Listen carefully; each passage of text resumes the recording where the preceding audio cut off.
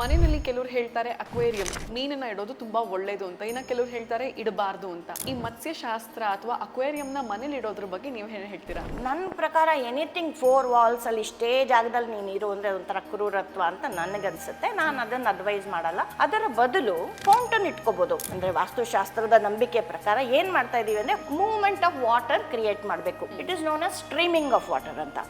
ನೀರು move ಆಗಿದಷ್ಟು energy ಜಾಸ್ತಿ ಇರುತ್ತೆ ನಮ್ಗೆ ಆ ಜಾಗದಲ್ಲಿ.